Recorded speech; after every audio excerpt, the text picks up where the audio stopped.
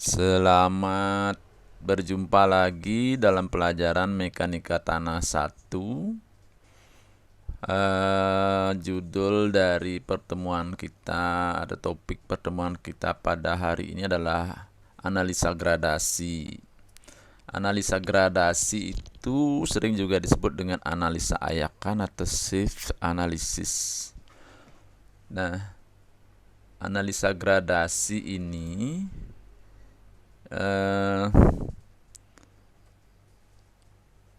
adalah analisis yang kita lakukan di laboratorium atau pengujian yang dilakukan di laboratorium untuk menentukan susunan butir.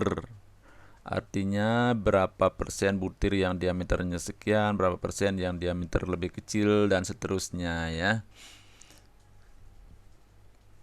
Analisa gradasi atau analisa ayakan ini adalah digunakan untuk nantinya untuk klasifikasi tanah. Nah, sebelum ke topik tentang gradasi, kita belajar dulu tentang ayakan ya. Ayakan adalah alat untuk mengayak material. Nah, ini ada satu contoh susunan ayakan pada tabel ini. Yang paling kiri, kolom paling kiri adalah nomor ayakan. Ayakan itu dikasih nomor untuk ayakan yang diameternya mulai dari 4,75 mm ke bawah. Kalau yang nanti di atas 4,75 langsung tidak dikasih nomor tapi langsung diameter lubangnya dalam satuan inci ya. Nah, nomor ayakan ini maksudnya kalau dia ayakannya nomor 4, artinya dalam 1 cm persegi ada 4 lubang yang diameternya atau ukuran lubangnya adalah 4,75 mm. Kemudian kalau ayakan nomor 10, artinya dalam 1 cm persegi ada 10 lubang ayakan, ada diameternya adalah 2 mm. Ukuran lubang ayakannya 2 mm dan seterusnya sampai ayakan paling kecil yang bisa yang dibuat oleh pabrik adalah ayakan nomor 200. Itu paling kecil, jadi kalau kita tidak bisa melihat lubangnya ya saking kecilnya. Nah, dalam 1 cm persegi itu ada 200 lubang, sehingga diameter atau ukuran lubangnya adalah 0,075 mm. Nah, yang paling bawah ini pen, maksudnya adalah alas dari ayakan kita. Kalau nanti yang lolos saringan 200 akan tertahan di pen ini. Itu maksudnya ya. Nah, ini tabel nanti kita akan isi kalau sudah selesai melakukan pengujian. Jadi berapa persen material yang tertahan pada ayakan nomor 4 atau dalam satuan gram dulu ya. Kemudian ini dalam persen, dan seterusnya sampai dijadikan lolos berapa persen gitu. Nanti kita pelajari itu untuk di laboratorium ya. Nah, ini pernyataan-pernyataan dulu yang mendukung pelajaran kita pada hari ini. Analisa gradasi, analisa ayakan atau shift analisis itu diperlukan agar kita dapat melakukan klasifikasi atau pengelompokan atau penamaan tanah. Nah, ini salah satu indikator nanti ya di samping pelajaran kita sebelumnya, yaitu tentang batas plasticity index, dan lain-lain ya. Itu dari pelajaran batas-batas terbelah atau konsistensi tanah. Nah, klasifikasi tanah ini diperlukan agar kita dapat menentukan sifat-sifat tanah. Jadi dari klasifikasi tanah atau pengelompokan tanah ini dapat menentukan sifat-sifat tanah. Sifat-sifat tanah itu kita perlukan agar kita bisa mentreatment tanah atau menentukan sifat tanah, apakah tanahnya bersifat baik atau buruk. Kalau buruk, apakah kita lakukan perbaikan daya dukung dan lain-lain. Begitu ya, tergantung struktur bangunan yang mau kita bangun di atasnya. Analisa gradasi itu dibagi menjadi dua, yaitu analisa ayakan atau shift analysis dan analisa hidrometer atau hidrometer analisis. Analisa ayakan digunakan untuk tanah yang berbutir kasar yang tertahan di ayakan nomor 200. Sedangkan analisa hidrometer digunakan untuk tanah berbutir halus yang lolos ayakan nomor 200. Nah, pernyataan yang dua terakhir ini maksudnya adalah untuk tanah yang lolos saringan nomor 200, karena tidak ada lagi saringan yang lubangnya lebih kecil dari 0,075, maka kita lakukan analisa gradasi. Dan juga prosesnya akan kita jelaskan pada halaman berikutnya ya.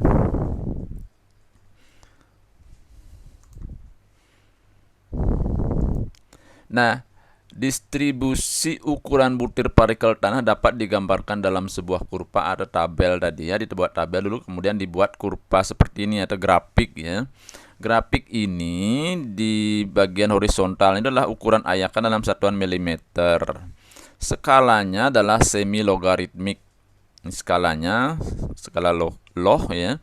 Jadi ada bagian jarak makin rapat, kemudian setiap satuan puluhan itu grafiknya garisnya seperti ini.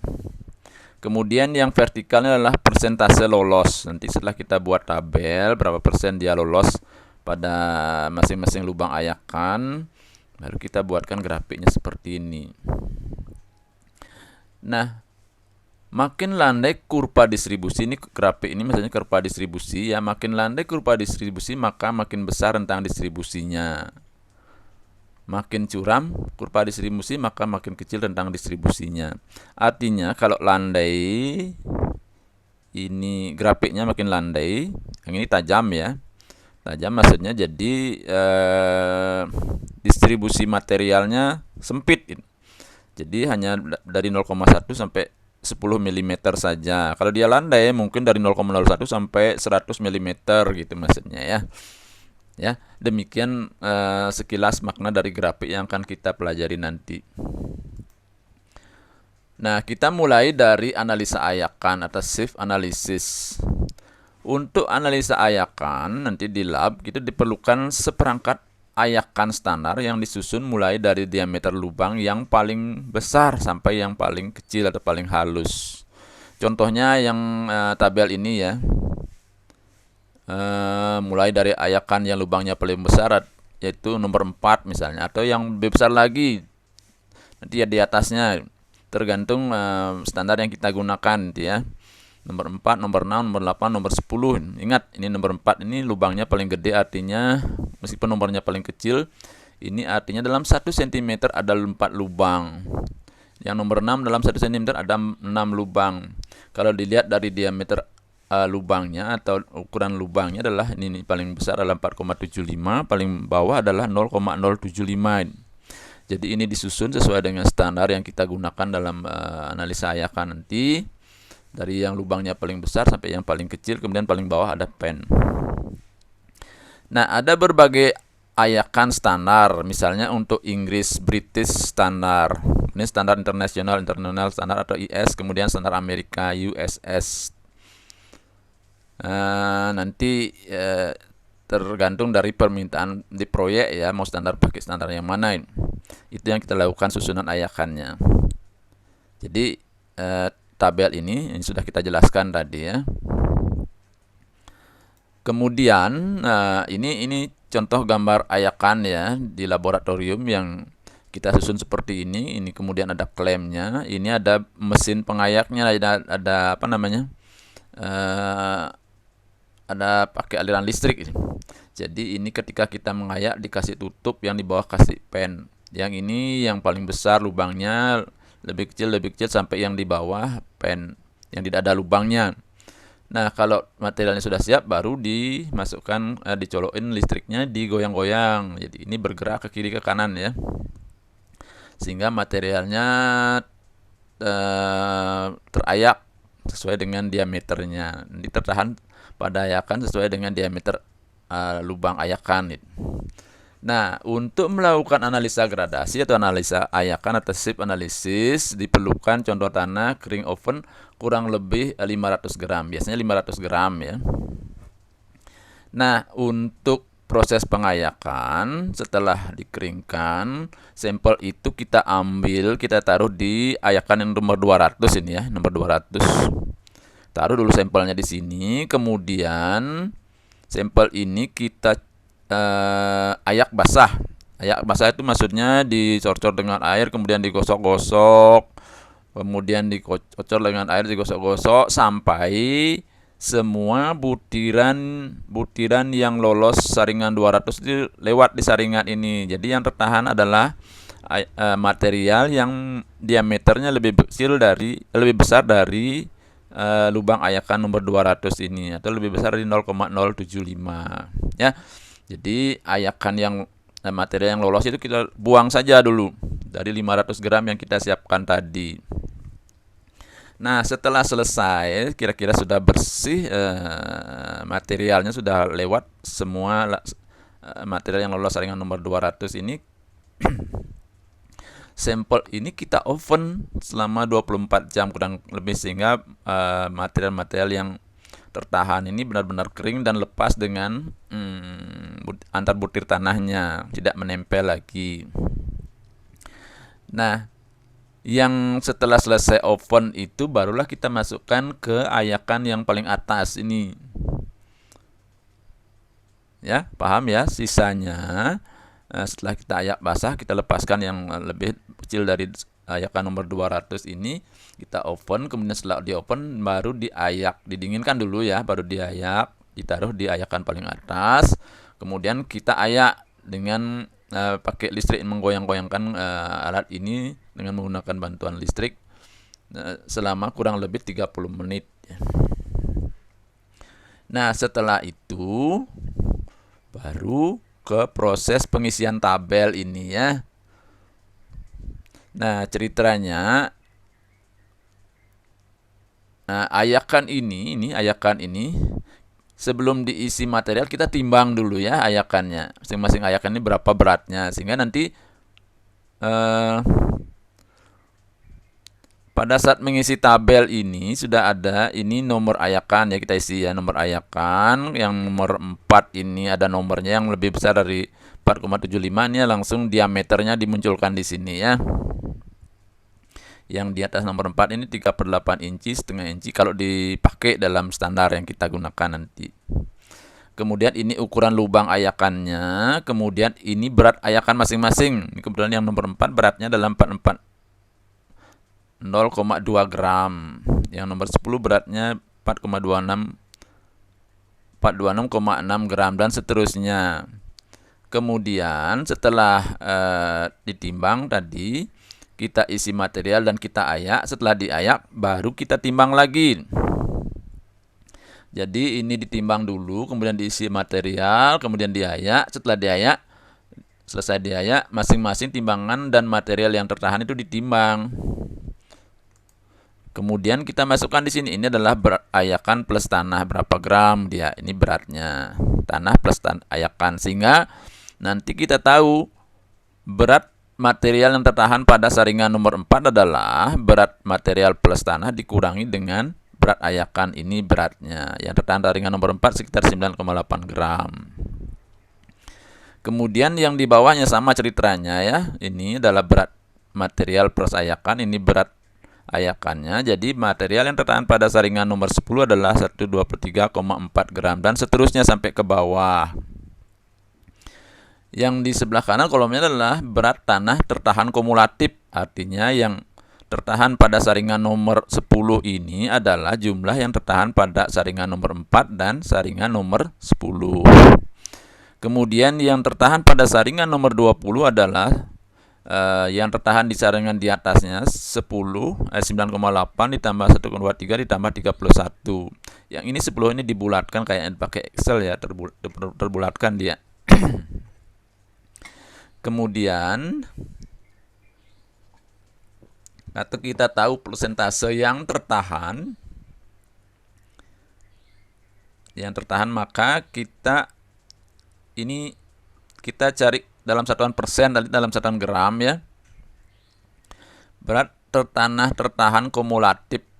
Nih, tertahan kumulatif. Kemudian kalau kita tahu yang tertahan, maka kita akan tahu lolos. Yang lolos berapa? Tinggal dikurangi berat total dikurangi yang tertahan ya. Kalau tadi berat awalnya 500, kalau dia tertahannya 490, maka yang lolos adalah 96,04. Jadi berat awal dikurangi dengan berat tertahan ini. Berat lolos ya. Demikian kira-kira tidak begitu ruwet ya untuk pengisian tabel ini. Tinggal ikuti formula di Excel. Nanti kita buat formula biar gampang. Demikian pengisian tabel setelah kita selesai melakukan pengayakan. Nah, yang kedua nanti adalah material yang lolos ayakan nomor 200 atau dengan diameter 0,074 mm. Kita uji dengan alat hidrometer. Alat hidrometer adalah alat yang digunakan untuk menentukan berat jenis zat cair. Prinsip kerja alat ini ialah apabila alat ini dicelupkan ke dalam suspensi tanah atau suatu cairan yang mengandung cairan endapan tanah, alat ini dapat menunjukkan bacaan berat jenis suspensi setiap saat. Nah, konsep ini adalah alat hidrometer ya. Ini bahannya dari kaca, bentuknya seperti ini ya. Bagian bawahnya ada bagian yang cembung menggentol ini. Nah, ini ada skalanya yang bagian atas ini. Nah, kalau alat ini kita celupkan ke dalam satu cairan seperti ini. Nah, alat ini akan mengambang itu sesuai dengan berat jenis cairan yang kita celupin dengan alat ini gitu ya. Semakin besar berat jenisnya, maka alat hidrometer ini akan semakin mengambang dia. Jadi kita bisa baca dari skala yang ada pada batang hidrometer ini. Jadi semakin keruh cairan ini, maka dia alat ini akan semakin mengambang karena berat jenisnya semakin besar. Nah, jadi konsepnya tanah yang kita uji nanti berat jenisnya, kita lakukan analisa hidrometernya adalah suspensi. Ini kita belajar lebih lanjut di laboratorium ya. Tanah itu kita sekitar 50 gram ya, dihancurkan kemudian direndam dalam satu cairan tertentu sehingga benar-benar butiran tanah itu lepas dan terbutirnya. Kita campurkan dalam satu larutan air. Kita endapkan, kemudian kita masukkan hidrometer ini. Nah, tanah yang sudah ada suspensi, cairan yang ada suspensi tanah ini, seiring berjalannya waktu dalam satuan waktu, maka tanahnya akan mengendap ke bawah seperti ini. Semakin ke bawah nanti kelihatan cairannya semakin gelap warnanya, di atas semakin bening. Nah, setiap satuan waktu nanti kita akan baca skala ini, skala pada hidrometer ini. Karena semakin lama cairan yang di atas itu akan semakin bening, maka hidrometer ini semakin turun. Jadi bacaannya ini akan berbeda dengan waktu sebelumnya gitu ya. Jadi itu ada rumus-rumusnya, kita mengukur nanti sehingga kita akan tahu ini tabel yang kita isi nanti pada pelajaran praktek pengukuran praktek hidrometer itu. Yang kita dapatkan adalah dari praktek itu ini diameter materialnya, kemudian persennya. Jadi kalau tadi kan diameter satuannya adalah milimeter ya, sekarang mikron. Ini adalah paling besar yang kita dapatkan dalam uji hidrometer adalah 1,78 mikron. Tergantung dari cerita nanti pelajarannya di lab mekanika tanah ya. Nah, kita lebih kecepatkan di sini hasil proses pengujian. Kita analisa dengan rumus-rumus yang ada. Setelah kita baca kemudian analisa rumusnya, kita isi tabelnya. Yang kita dapatkan adalah mulai diameter 1,78 mikron. Kalau tadi dianalisakan 0,074 mm. Jadi 0,074 itu ya. Jadi itu adalah satuan milimeter. Kalau mikron ini 1,78 artinya 0,0178 mm. Kalau ini 0,0126 mm dan seterusnya ke bawah. Nah, yang diameter 1,78 mikron ini tertahan, nih contoh ya, terdapat 4,95% butiran dari semua sampel yang kita uji dalam hidrometer itu. Jadi persen-persen ini akan kita gabung ke dalam tabel hasil pengujian analisa ayakan tadi, sehingga nanti mendapatkan grafik seperti ini. Mulai diameter paling kecil 0, berapa tadi diameter mikron ya, 0,0178 mm atau 1,78 mikron, ini dia. Jadi yang lolos adalah kurang lebih tadi yang 4,95% persentasenya ya. Dan seterusnya. Jadi grafik ini cukup panjang ya, karena seperti cerita kita di awal tadi, semakin landai maka penyebaran distribusi butirannya semakin lebar gitu. Nah, pemaknaan dari grafik ini akan kita pakai dalam mata kuliah topik-topik berikutnya dalam klasifikasi tanah. Apa gunanya? Kita gabung dengan pelajaran plastisitas tanah. Jadi demikian pelajaran untuk mata kuliah hari ini. Semoga bisa dipahami, dan kita akan berjumpa pada pelajaran atau materi mekanika tanah berikutnya. Terima kasih.